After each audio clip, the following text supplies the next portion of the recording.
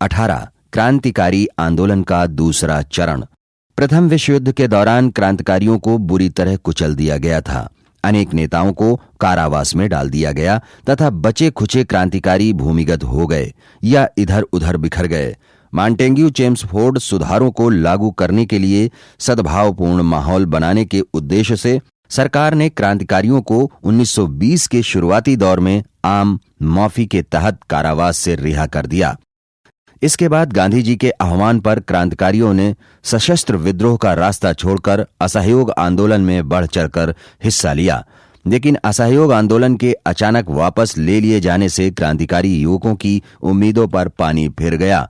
जन आंदोलन की आंधी में जिन युवकों ने पढ़ाई लिखाई, यहां तक कि कुछ ने तो अपना घर बार भी छोड़ दिया था, उन्हें महसूस हुआ कि उनके साथ छल किया गया है।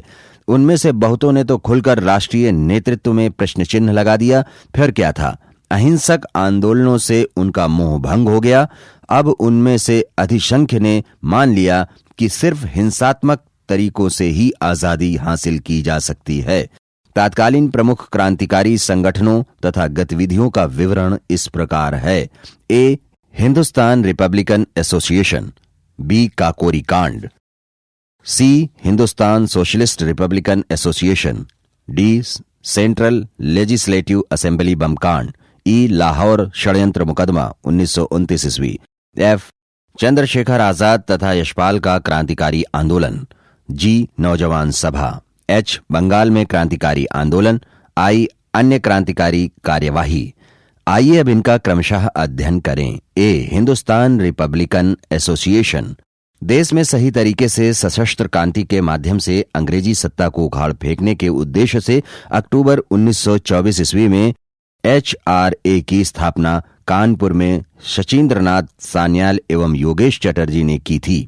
शचीन्द्रनाथ सान्याल द्वारा लिखित पुस्तक बंदी जीवन ने युवाओं को क्रांति के लिए आकर्षित किया। अक्टूबर 1924 ईस्वी में समस्त क्रांतिकारी दलों का कानपुर में एक सम्मेलन बुलाया गया, जिसमें शचीन्द्रनाथ सान्याल, योगेश चटर्जी तथा राम प्रसाद बिस्मिल जैसे पुराने क्रांतिकारी नेताओं ने भाग लिया। 1924 ईस्वी में हिंदुस्तान रिपब्लिकन एसोसिएशन का कानपुर में जन्म होने के साथ बंगाल, बिहार, उत्तर प्रदेश, दिल्ली, पंजाब तथा मद्रास आदि प्रांतों में इसकी शाखाएं स्थापित की गईं। इसी क्रम में 1925 ईस्वी में इन्होंने एक पर्चा निकाला, जिसमें रूस की तरह भारत में सशस्त्र क्रांति का आह्वान किया गया था। इस दल के प्रमुख उद्देश्य इस प्रकार थे। नंबर 1, भारतीय जनता में गांधी जी की अहिंसावादी नीतियों की निरर्थकता के प्रति जागरूकता लाना। नंबर 2, पूर्ण स्वतंत्रता प्राप्ति के लिए प्रत्यक्ष कार्यवाही तथा क्रांति की आवश्यकता का प्रदर्शन करना। नंबर 3, अंग्रेजी साम्राज्यवाद के स्थान पर समाजवादी विचारधारा से प्रेरित भारत में संघीय गणतंत्र की स्थापना करना। नंबर 4, शस्त्र एवं धन की कमी को पूर्ण करने के लिए सरकारी डकैती डालना। यह विचार रामप्रसाद बिस्मिल का था। बी. काकोरी कांड। क्रांतिकारियों को संघर्ष के लिए तथा बड़े पैमाने पर प्रचार प्रसार के लिए पैसे की आवश्यकता थी, जिसके लिए हिंदुस्तान रिपब्लिकन एसोसिएशन के 10 क्रांतिकारियों ने 9 अगस्त 1925 को सहारनपुर लखनऊ लाइन पर काकोरी नामक गांव में रेलगाड़ी को रोक लिया और रेलगाड़ी में रखे खजाने को सफलतापूर्वक लूटा। इस संबंध में 29 क्रांतिकारियों को गिरफ्तार कर उन पर काकोरी षड्यंत्र कांड के तहत मुकदमा चलाया गया, जिसमें 17 लोगों को लंबी सजाएं, 4 को आजीवन कारावास तथा 4 क्रांतिकारियों राम प्रसाद बिस्मिल को गोरखपुर में, अशफाक उल्ला खां को फैजाबाद में, रोशन लाल को नैनीताल में तथा राजेंद्र लाहिड़ी को गोंडा में फांसी दी गई। C. Hindustan Socialist Republican Association HSRA। उत्तर भारत के क्रांतिकारियों के लिए काकोरी कांड एक भयंकर आघात निश्चित तौर पर ही था, लेकिन ऐसा नहीं जो क्रांतिकारी आंदोलन के लिए मौत साबित हो। उल्टे क्रांतिकारी संघर्ष के लिए और भी युवा तैयार हो गए।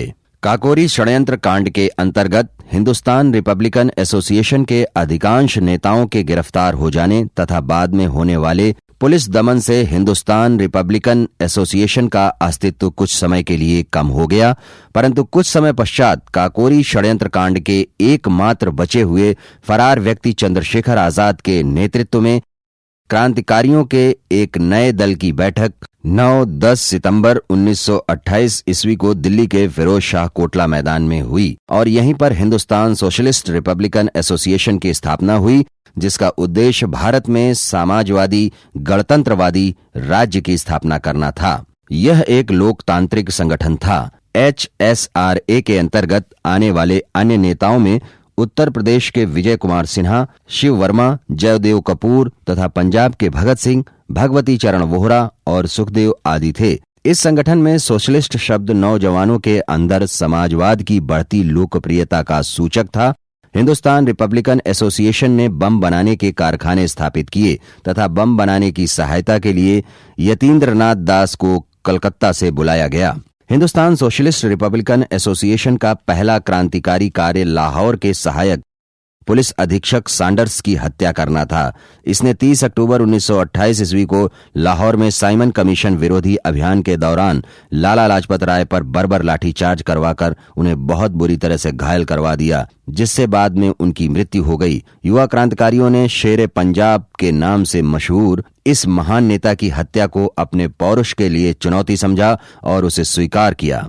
लाला लाजपत राय की हत्या का बदला लेने के लिए 17 दिसंबर 1928 ईस्वी को लाहौर रेलवे स्टेशन पर भगत सिंह, चंद्रशेखर आजाद और राजगुरु ने सैंडर्स की हत्या कर दी। D. Central Legislative Assembly bomb कांड। हिंदुस्तान सोशलिस्ट रिपब्लिकन एसोसिएशन का अगला महत्वपूर्ण कार्य केंद्रीय असेंबली में बम फेंकना था। सैंडर्स की हत्या के बाद क्रांतिकारियों के भूमिगत हो जाने से पुलिस निर्दोष जनता को आतंकित कर रही थी। अतः निर्दोष जनता की सहायता करने में असमर्थ तथा सरकार का रोष अपनी ओर केंद्रित करने के विचार से हिंदुस्तान सोशलिस्ट रिपब्लिकन एसोसिएशन ने अपने 2 सदस्यों को अपराध करने तथा गिरफ्तारी देने का निर्णय किया।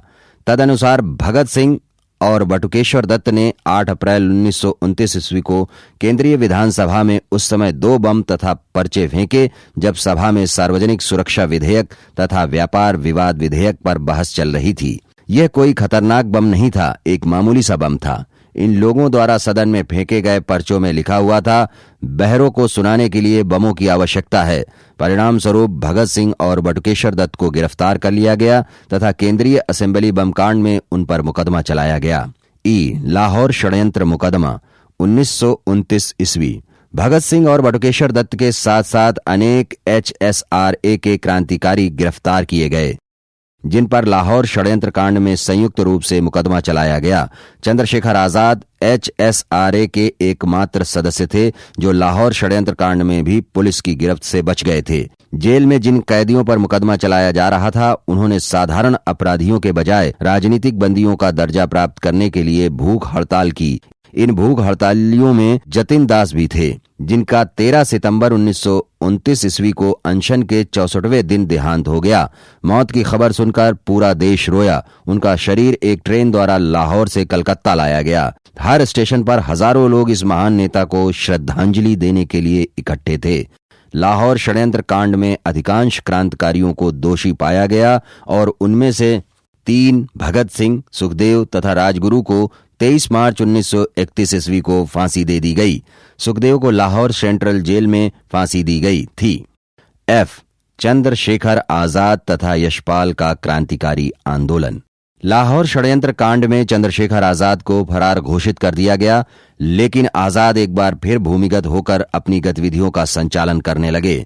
भगत सिंह को जेल से मुक्त कराने के लिए चंद्रशेखर आजाद ने एक योजना बनाई थी, लेकिन वे उस योजना में सफल न हो सके। भगत सिंह के बाद चंद्रशेखर आजाद ने पंजाब के क्रांतिकारी दल के संगठन की जिम्मेदारी यशपाल और भगवती चरण वोहरा को सौंप दी। भगवती चरण वोहरा की धर्मपत्नी श्रीमती दुर्गा देवी ने भी क्रांतिकारी आंदोलन में भाग लेना शुरू कर दिया था।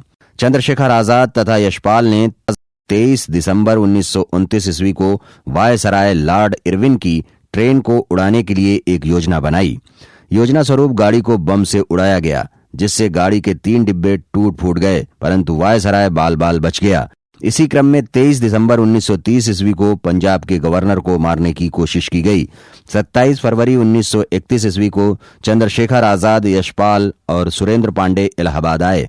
चंद्रशेखर आजाद यशपाल को रूस भेजना चाहते थे ताकि वहां से भारतीय स्वतंत्रता के संघर्ष में कुछ सहायता मिल सके, जिस पर विचार विमर्श के लिए इलाहाबाद के अल्फ्रेड पार्क में चंद्रशेखर आजाद तथा सुखदेव राज मिले। उसी समय वहां पर ब्रिटिश सैनिक आ गए और उन दोनों को घेर लिया।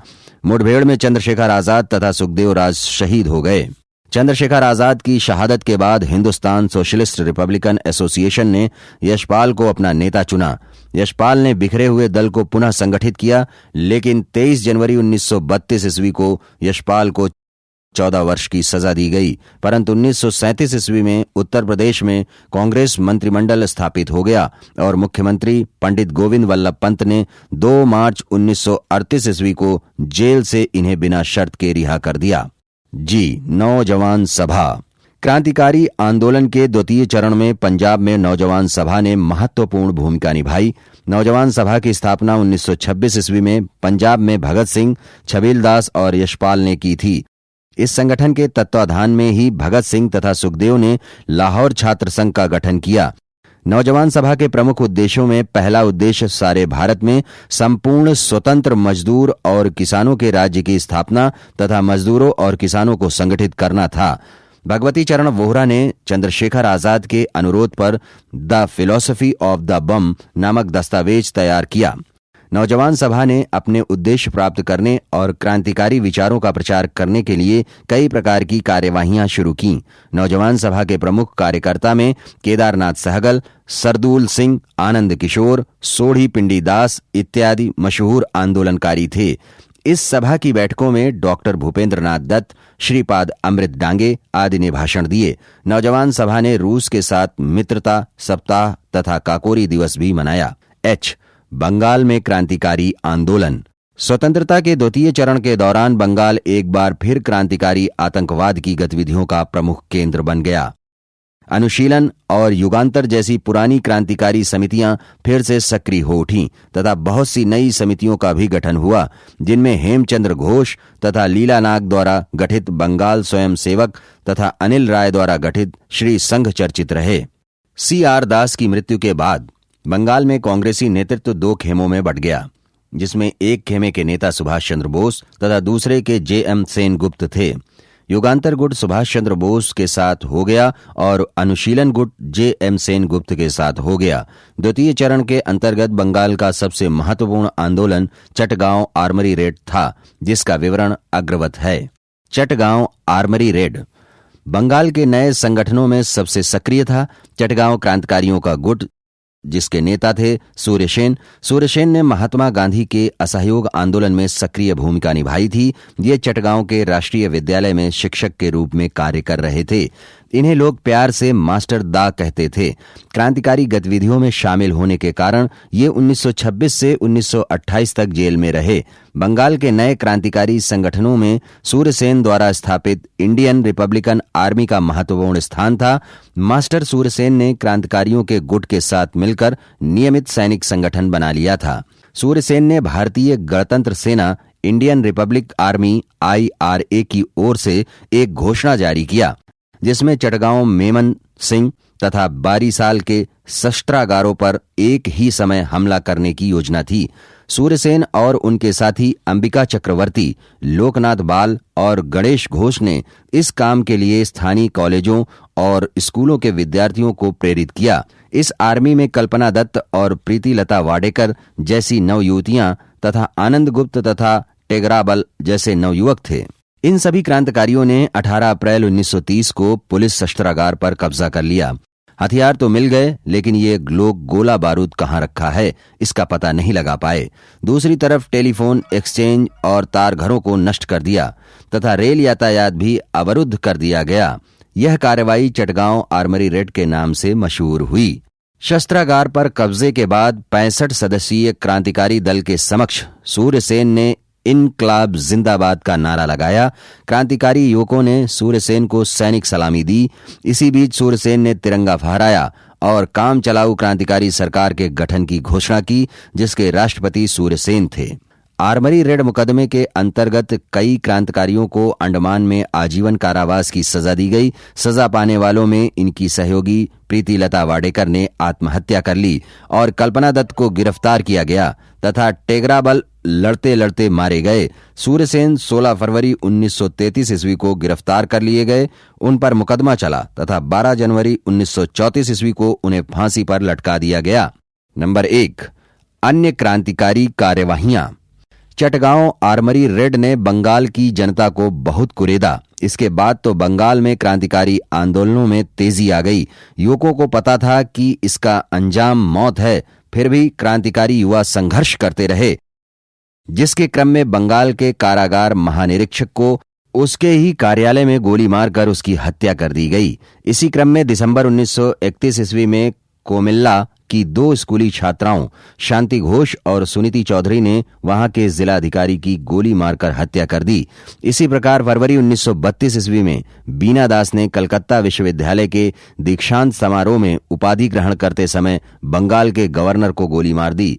इस प्रकार बंगाल में क्रांतिकारी गतिविधियां काफी तीव्र रहीं। युवाओं के साथ साथ युवतियों ने भी सक्रिय भागीदारी निभाई। जवाहरलाल नेहरू ने कलकत्ता के एक भाषण में साम्राज्यवाद और पुलिस दमन की भर्त्सना की और क्रांतिकारी युवकों के साहस और वीरता की प्रशंसा की, जिसकी प्रतिक्रिया में अंग्रेजों ने उन्हें देशद्रोह के आरोप में 1933 में गिरफ्तार कर लिया तथा 2 साल की सजा दी गई। क्रांतिकारी सशस्त्र विद्रोह की अपनी सीमाएं थीं। प्रमुख बात तो ये कि इनकी राजनीति जन आंदोलन की राजनीति नहीं बन पाई। ये आम जनता से संपर्क नहीं बना पाए। ये जनता को राजनीतिक रूप में उद्वेलित करने या राजनीतिक संघर्ष में शरीक करने में विफल रहे। लेकिन इन सब के बावजूद स्वतंत्रता संघर्ष में इनका अमूल्य योगदान है। इनका अदम्य साहस, अटूट प्रतिबद्धता, अनन्य राष्ट्र प्रेम और गौरवमय बलिदान भारतीय जनता के लिए प्रेरणा स्रोत बने।